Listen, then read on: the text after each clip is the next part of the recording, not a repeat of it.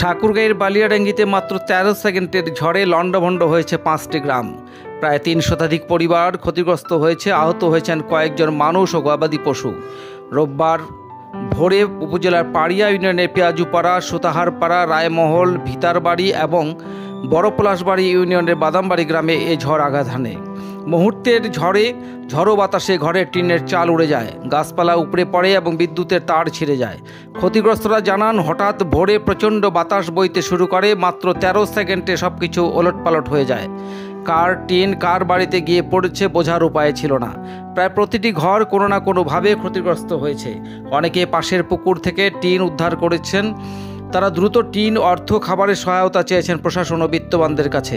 UP সদস্য আয়ুব আলী জানান, শুধু পাড়িয়া ইউনিয়নের 4টি গ্রামেই প্রায় 3 শতাধিক পরিবার ক্ষতিগ্রস্ত হয়। উপজেলা নির্বাহী অফিসার ঘটনাস্থল পরিদর্শন করেছেন। দ্রুত সহযোগিতা পাওয়া যাবে বলে আশা করা হচ্ছে। পাড়িয়া ইউনিয়নের চেয়ারম্যান ফজলে রাব্বি রুবেল বলেন, আমাদের ইউনিয়নের প্রায় প্রতিটি বাড়ি ক্ষতিগ্রস্ত হয়েছে। আল্লাহর রহমতে প্রাণহানি ঘটেনি। প্রশাসনের কাছে অনুরোধ করছি যেন ক্ষতিগ্রস্ত পরিবারগুলোর পাশে দ্রুত সহায়তা পৌঁছে দেওয়া হয়।